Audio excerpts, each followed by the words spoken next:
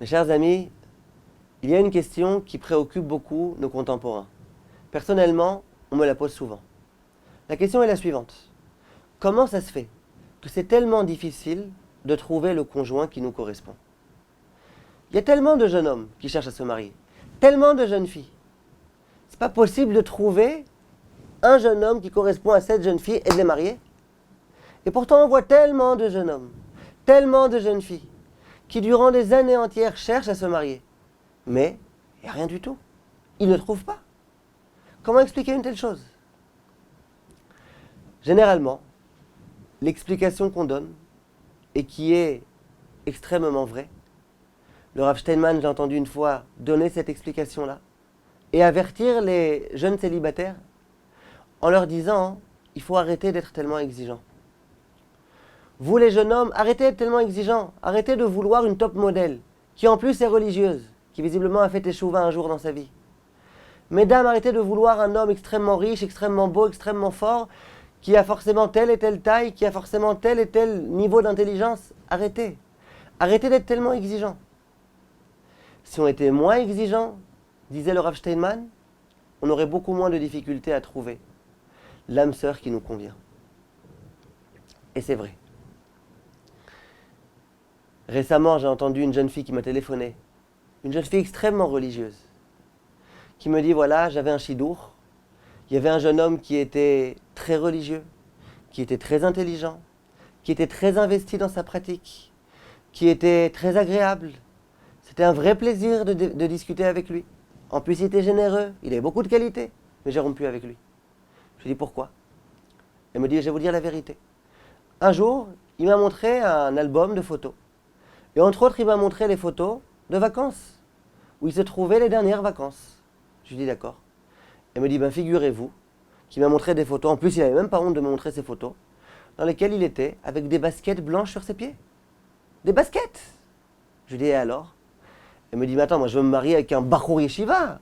Bachour Yeshiva, il n'a pas des baskets blanches, il doit mettre des chaussures noires. C'est quoi ça, des baskets blanches? Alors je lui ai dit, mais attendez, il était en vacances. Elle me dit, d'accord, mais même en vacances, il faut savoir s'habiller, il faut savoir garder sa tenue de Ben Torah, même en vacances. Je lui dis, je suis désolé de vous dire, mais moi je connais même des grands rachés yeshivot, des très grands rachés yeshivot, qui quand ils sont en vacances et qu'ils font des randonnées, eh ben ils mettent des baskets. Qu'est-ce que vous voulez qu'ils mettent? Des mocassins qui se fassent mal aux pieds, qui s'abîment leurs chaussures? Il y a des chaussures qui sont faites pour faire des randonnées, pour faire des promenades, pour les vacances. Et c'est dommage, parce qu'elle avait déjà rompu. Si elle m'avait téléphoné avant, je lui aurais dit qu'il ne faut pas rompre pour une telle bêtise. Les gens, ils sont exigeants. Et souvent, ils ont des exigences qui ne sont même pas méritées dans cette circonstance-là. Ce n'était pas mérité. Et les gens, ils passent à côté de perles précieuses à cause d'exigences qui souvent ne sont pas méritées. Voilà ce que Chachamim nous enseigne. Il y a une personne qui nous convient. Alors bien évidemment, il faut que cette personne, elle nous plaise. Bien évidemment, il faut qu'on se sente attiré par cette personne-là. Bien évidemment, il faut que ce soit agréable de parler avec elle. Mais qui nous a demandé d'être tellement exigeant? Les gens, ils commencent à fantasmer, ils se font un dessin comme ça de la top modèle qu'ils aimeraient avoir. Ils ont une femme qui a tout sauf tel petit détail. Ah non, je peux pas moi. Moi, c'est pas ça que j'avais rêvé. C'est pas à ça que je rêvais. Mais qu'est-ce qui nous arrive? Et après, on s'étonne. Ça, c'est l'explication qu'on donne en général. Et j'imagine que si vous avez décidé d'écouter ce cours, c'est pour entendre des idées un petit peu plus originales, mais qui sont aussi vérités, et qui nous permettront de répondre un petit peu à cette question. Au tout début de la parashat Re'eh, Akadosh Baruch Hu s'adresse au peuple juif. Et il leur dit, lorsque vous rentrerez en Eretz Israël, bien évidemment, vous devez savoir que vous rentrez en Israël à condition d'accomplir les mitzvot de la Torah. Accomplissez les mitzvot et écartez-vous des averot. Et à ce moment-là, Hachem dit au Béné Israël, et d'ailleurs, vous réciterez toute une série de bénédictions qui, Bezrat Hachem, concernera les personnes qui obéiront à la Torah. Ces bénédictions seront récitées sur le Har Gerizim, et à contrario, il y a toute une série de malédictions qui risquent de frapper les personnes qui désobéissent à ma volonté. Et ces malédictions, vous les réciterez sur le Har Aival. Bien évidemment, les Juifs risquent de se poser la question, où est-ce qu'il se trouve géographiquement ce Har Gerizim et ce Har Aival? Hachem immédiatement leur donne la description très précise. Et il leur dit Alohema be'ever hayarden, achare derech mevo hashemesh, be'eretz hakenaani, hayoshev ba'arava, moula Gilgal, etzel elone more. Hachem leur fait une description extrêmement précise, dans les moindres détails, pour qu'ils ne puissent pas s'embrouiller. Je vous lis dans les mots si vous voulez en français. Ces montagnes sont au-delà du Jourdain, en arrière, dans la direction du couchant, dans la province des Cananéens, habitants de la plaine, vis-à-vis de Gilgal, près des chênes de Morée. On croirait du Émile Zola là. On s'y croit vraiment. On a compris exactement c'était où cet endroit-là. Il n'y a pas de doute, il n'y a pas de question. Et c'est normal. Hachem a toutes les raisons de vouloir être le plus précis possible, pour qu'il n'y ait pas d'erreur, pour qu'on trouve les montagnes qui sont concernées. Le problème va se poser quelques psukim après. Au moment où Akadosh Baruch Hu va demander aux Bnei Israël de construire un Mishkan, il va leur dire, vous savez, il y a un endroit précis dans lequel il faudra qu'il y ait le Mishkan. C'est quoi cet endroit-là? Ki'im el hamakom asher yivchar Hashem Elokechem, mikol shiftechem. Uniquement à l'endroit que l'Éternel, votre Dieu, aura adopté entre toutes vos tribus, pour y attacher son nom. Les Shirno Tidreshu Uvata Shama. Cet endroit-là, vous devrez vous renseigner où est-ce qu'il se trouve. Tidreshu, ça veut dire vous devrez vous renseigner. Et puis une fois que vous saurez où il se trouve, vous vous y rendrez. Ça veut dire quoi? Vous vous renseignerez. Il faut demander, c'est où? Où il se trouve cet endroit-là? Le Ramban dit que c'est peut-être le prophète qui va pouvoir nous aider à le trouver, cet endroit-là. Ça veut dire que Akadosh Baruch Hu ne rentre pas du tout dans les détails. Il ne nous dit pas de quel endroit il s'agit, où est-ce qu'il se trouve. Il nous dit, quand vous serez en terre d'Israël, vous vous renseignerez. Vous irez voir le prophète.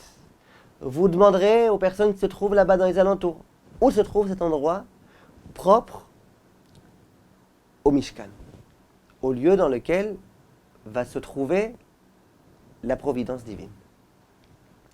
Et là se pose une question énorme. Le Har Gerizim et le Har Eval, on a compris où est-ce qu'ils se trouvent. Akadosh Baruch Hu a pris le soin de nous expliquer l'endroit précis dans lequel ils se trouvent. D'un coup, l'endroit dans lequel on doit construire le Mishkan, rien du tout. Aucune précision. C'est à nous de nous casser la tête, c'est à nous de nous renseigner. Combien de temps ça va nous prendre de réussir à nous renseigner? J'en sais rien. À nous de nous casser la tête. Comment ça se fait? Cet endroit qui est tellement sacré, cet endroit qui est tellement saint, le lieu de la présence divine. Cet endroit-là, au contraire, Hachem aurait dû nous dire, dans les moindres détails, tu vas ici, à droite, à gauche, tout droit, 5 minutes, 10 minutes, 10 km, 22 km. Et là, pas du tout. Débrouillez-vous tout seul. Comment accepter une telle idée?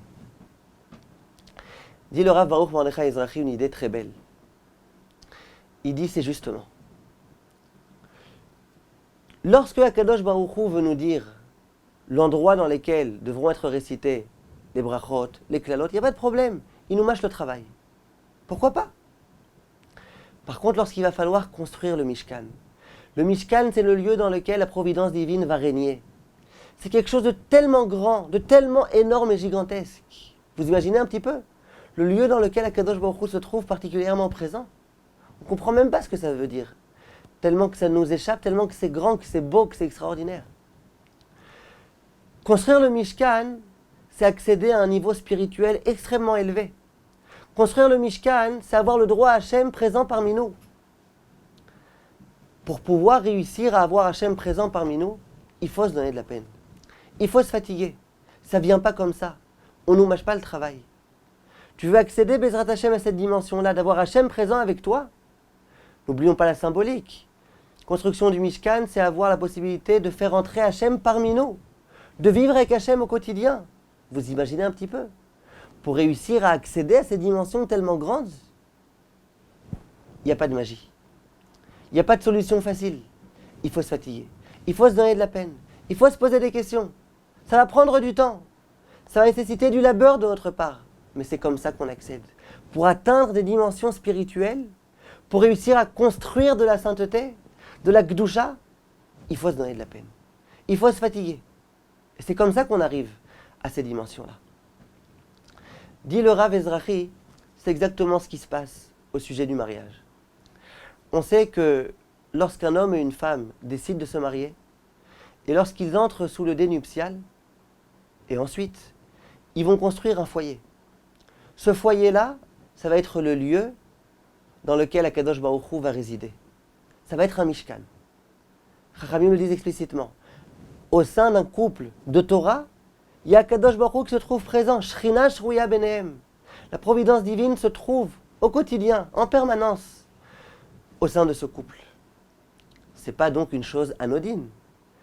Ce n'est pas une petite affaire de se marier, de réussir à construire un foyer de Torah, d'ériger ce Mishkan au sein du couple. Ce n'est pas une affaire facile, ce n'est pas simple. C'est la raison pour laquelle c'est tellement difficile. Les gens se demandent, mais je ne comprends pas. Pourquoi tellement de complications? Il faut commencer à se renseigner quand on me propose quelqu'un. Il faut appeler ses amis. Il faut appeler ses rabbanim. Il faut essayer de jouer vraiment le Sherlock Holmes. Réussir comme ça à se renseigner, à poser tout type de questions. Et bien se renseigner, savoir s'il n'a pas de problème de santé, s'il n'a pas ceci, s'il n'a pas cela. Est-ce qu'il fume, est-ce qu'il boit, est-ce qu'il se drogue, est-ce qu'il ceci, est-ce que cela. Tellement compliqué. Une fois qu'on a fait tous ces renseignements et qu'on voit que peut-être cette jeune fille peut être adaptée à ce jeune homme, il faut sortir ensemble, discuter, parler ensemble, discuter de sujets quelquefois épineux. Et puis il faut réfléchir ensuite, est-ce que s'il m'a dit ceci, ça ne veut pas dire que cela, etc., etc. C'est compliqué.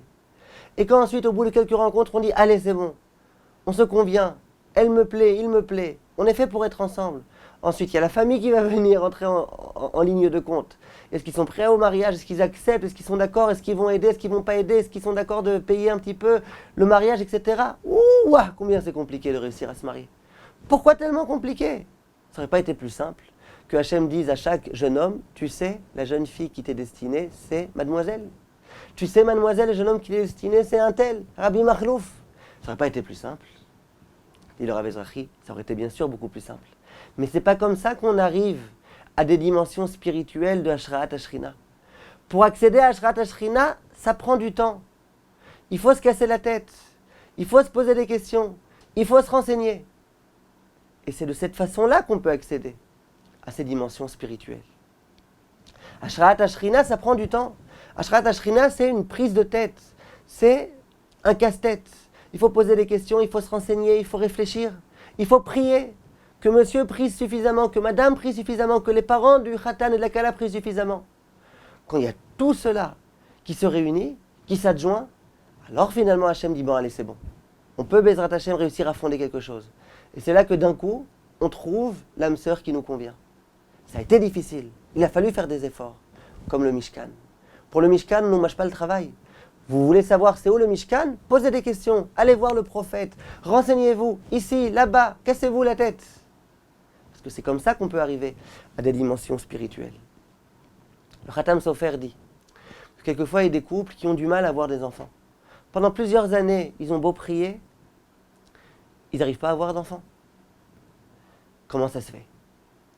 Dit le Khatam Sofer, quelquefois, c'est possible, que Kadosh Baruch Hu a décidé d'offrir à ce couple-là un cadeau, une perle précieuse.